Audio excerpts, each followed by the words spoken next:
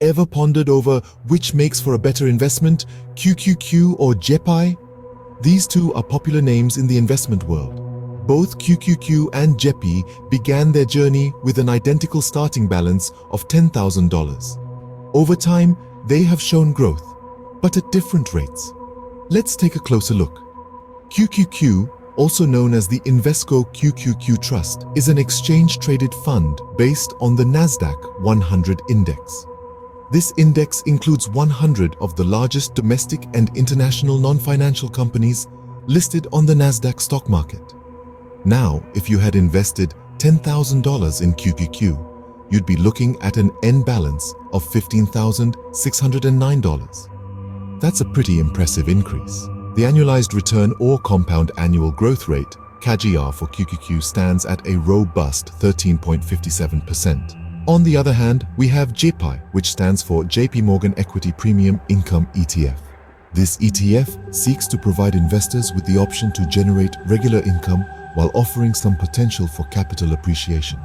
With the same initial investment of $10,000, JEPI would have grown to an end balance of $13,659. The annualized return or CAGR for JEPI is slightly lower than QQQ, standing at 9.32%. So, we have two investments, both starting at the same point but ending up in different places.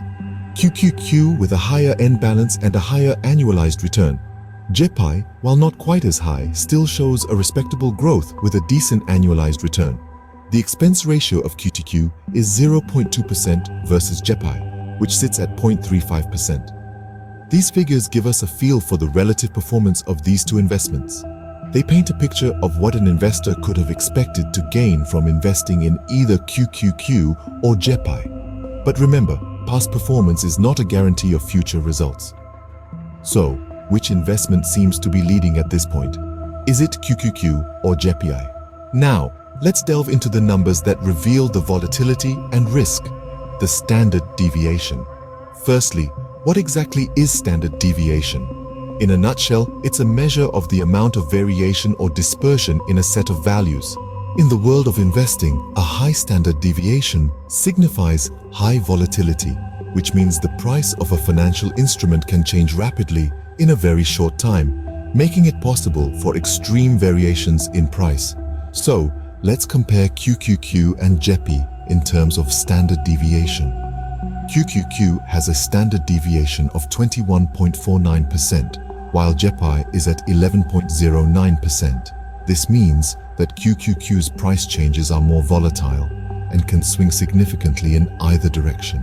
Now, let's look at the best and worst years for both QQQ and JEPI. QQQ had its best year with a return of 54.85%, which is quite a remarkable figure. However, it also had a worst year with a substantial negative return of negative 32.58%.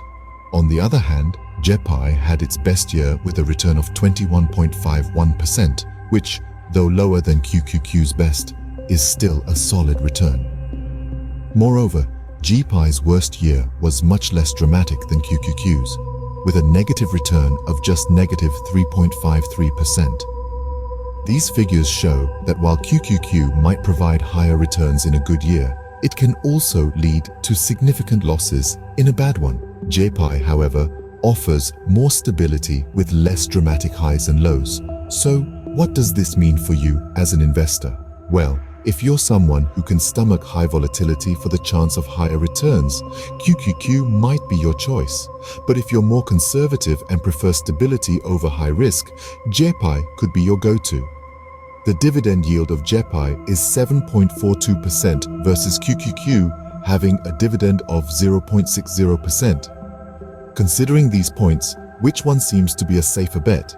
QQQ with its higher returns but higher risk, or JEPI with its lower risk but also lower returns? To wrap up our QQQ versus JEPI comparison, let's look at some more critical metrics: the Sharpe ratio and Sortino ratio. These two ratios are essential tools for understanding the risk-adjusted returns of an investment. So let's start with the Sharpe ratio. This ratio measures the performance of an investment compared to a risk-free asset after adjusting for its risk.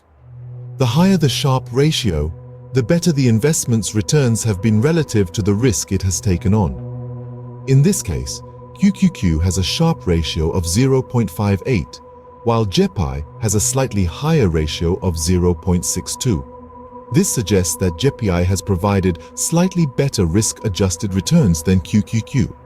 But what about the Sortino ratio? This is a variation of the Sharpe ratio, but instead of considering total risk, it only considers downside risk or the potential for loss.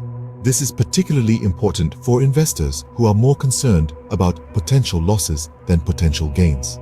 Again, a higher Sortino ratio indicates better risk-adjusted returns, but this time only considering downside risk. QQQ's Sortino ratio is 0.88, while JEPI's is 1.02.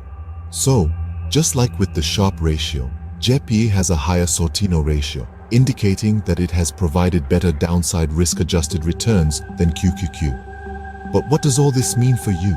Well, if you're looking for an investment with better risk-adjusted returns, both overall and in terms of downside risk, then JEPI appears to have the edge over QQQ. However, it's not all about risk and returns. Other factors such as your financial goals, your investment horizon, and your risk tolerance will also play a crucial role in determining which investment is right for you.